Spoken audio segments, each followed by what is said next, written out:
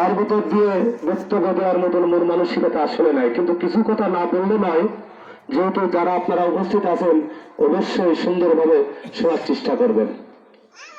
আমাদের এই কাঁঠালতলা এমনই একটি জায়গা যে আমরা বারবার ওয়ার্কসভা করা সত্ত্বেও আমাদের সেই ওয়ার্কসভায় যে আমরা যা কিছু খাতায় উঠাই আসলে তা পরিপূর্ণ কাজ হয় না।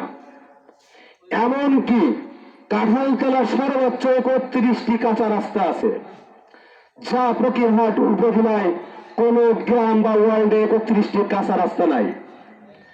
এমনকি আমার বাড়ি বা এলাকার আশেপাশে যে কাঁচা রাস্তাগুলি আছে সেখান থেকে রাতের অন্ধকারে কোনো শিয়ালও চড়াতে পারে না। কথা সঠিক কিনা বলেন? কিন্তু আমার কথা হচ্ছে, বিগত দিন যারা এই গ্রামে দায়িত্ব পালন করেছিলেন তারা আসলে কি করেছেন জানি না।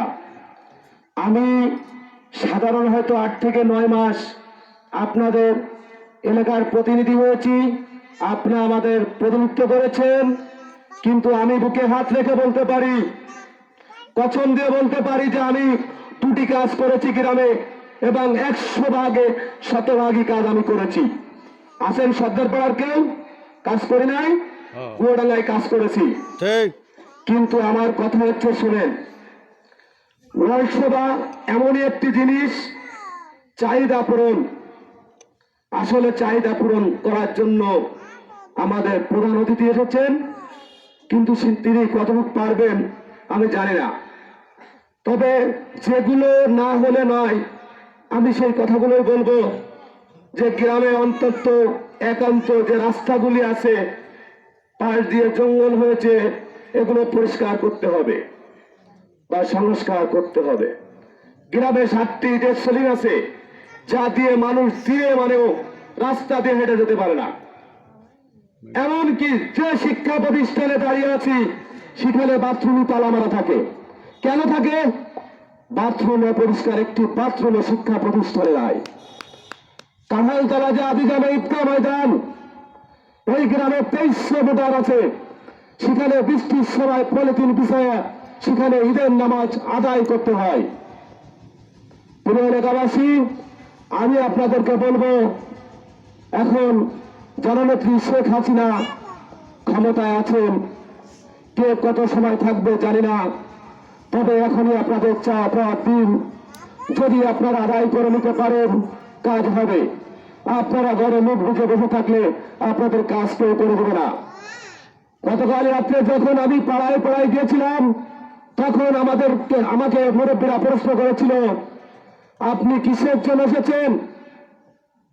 আমাদের গ্রামে কোনো একটা রাস্তা নাই, একটা কালভার্ট নাই, পানি বন্দী হয়ে আছে। বৃষ্টি পড়লেই পানি বন্ধ হয়ে যায়। আমাদের গ্রামে কোনো উন্নয়ন হয় না। কিন্তু উন্নয়ন কিভাবে হবে? উন্নয়ন করতে গেলে তারও কিছু রাস্তা আছে, কিন্তু আসলে সব কথা খুলে বলা সম্ভব না। খুলে বলতে গেলে হয়তো পিছন থেকে দৌড়ে মারতে হতে পারে, দরকার নাই। আমি বলবো, আপনাদের ইউনিয়ন পরিষদের বারবার নির্বাচিত চেয়ারম্যান জনাব শিন আক্তার কৃষ্ণ এখানে উপস্থিত আছেন। আমি এর মাঝে ছোট্ট একটি উদাহরণ দেব, না দিলে নয়। আপনারা যদি কেউ শোনেন বৈরাব নদীতে মাছ পড়েছে, জাল নিয়ে দৌড়ায় যাবেন, ওখানে যে যদি সেলাফুটি বাঁধতে লাগে, যদি শোনেন যে ওপার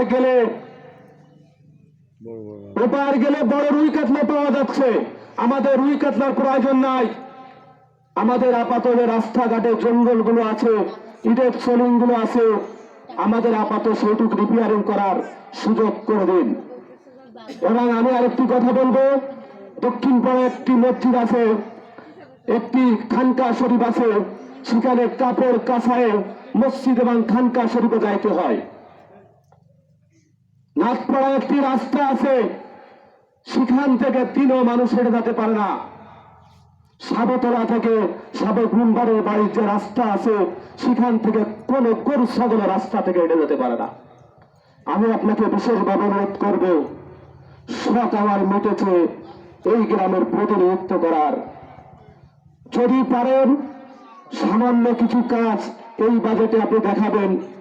যদি করতে পারেন অদূর ভবিষ্যতে এই মাঠে ওয়ার্কসভা করব, তাহলে আমি শেখ মহিউদ্দিন আর কোনোদিন এই মাঠে ওয়ার্কসভা করব না। কালকে অন্তত 100 লোককে প্রশ্নের সম্মুখীন হতে হয়েছে যে 6 মাস আগে আপনি যে ওয়ার্কসভা করেছেন, সেই ওয়ার্কসভার কি কাজ করেছেন? কোনো কাজ করতে পারি নাই। বক্তব্য দীর্ঘায়িত করব না, সীমিত মা বোনদের দুটো কথা বলবো।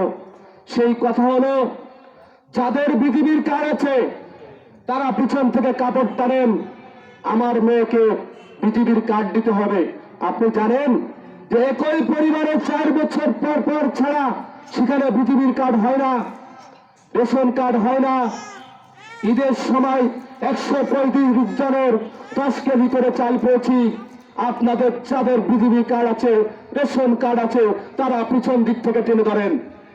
যারা না খেয়ে রয়েছে তারা না খেয়ে মরে যাক। আপনাদের চাহিদা সামনে বিজিবি রেশন কার্ড হবে। আপনারা যারা 4 বছরের গ্যাপ আছে শুধুমাত্র তারাই কার্ড জমা দিবেন, এবং এই বিজিবি সংক্রান্ত রেশন সংক্রান্ত আমাদের প্রধান অতিথি আপনাদের বলবে। আরেকটি কথা বলবো, টিসিবি যে কার্ড হয়েছিল এই কার্ড নিয়ে আমাকে অনেক কথা শুনতে হয়েছে। এই টিসিবির কার্ডগুলো হচ্ছে এই প্রধান অতিথিকে সামনে রেখে আমি বলতেছি এবং সত্য কথা বলতেছি, যারা বিগত করোনার সময় 2500 করে টাকা পেয়েছিলেন তাদের নামে টিসিবির তালিকা। আমি শপথ করে বলতে পারি, এই কাঁঠাল দলের মাঠে দাঁড়িয়ে সত্য কথা বলছি, আমি শুধু কয়টি কম্বল পেয়েছি, কাদের দিয়েছি? যারা অসহায় বিধবা নারী বিছানায় পড়ে আছে শুধু তাদের দিয়েছি। এমনকি আমার পরিবার তো দূরে রাখ, আমার পাড়ায় একটা কম্বল আমি দিইনি। 18টি কম্বল দিয়েছেন, চেয়ারম্যান সাহেব উপস্থিত আছেন। আপনারা এ নিয়ে অনেক কথা বলেছেন।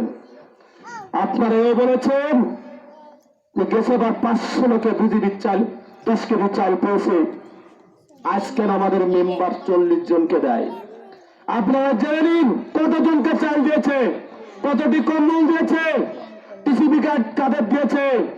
এবং উপরে নির্দেশনা ছিল যে যাদের বিজিবি রেশন আছে তারাই 10 কেজি চাল পাবে না। আপনারা কিন্তু বিভিন্ন জনে বিভিন্ন কথা বলেছেন। আর আমি চেয়ারম্যানকে বিশেষভাবে অনুরোধ করবো, ওনার হচ্ছে আমাদের গ্রামে 2-3টি কালভার্ট আছে যা বৃষ্টি হলেই পানিবন্দীও থাকে। আপনি আমাদের সামান্য কাজের চেষ্টা করবেন এবং মানুষকে খুশি রাখার চেষ্টা করবেন, এই আশা রেখে আমি আমার মূল্যবান বক্তব্য শেষ করছি। জয় বাংলা, জয় বন্ধু, জয় রত্ন।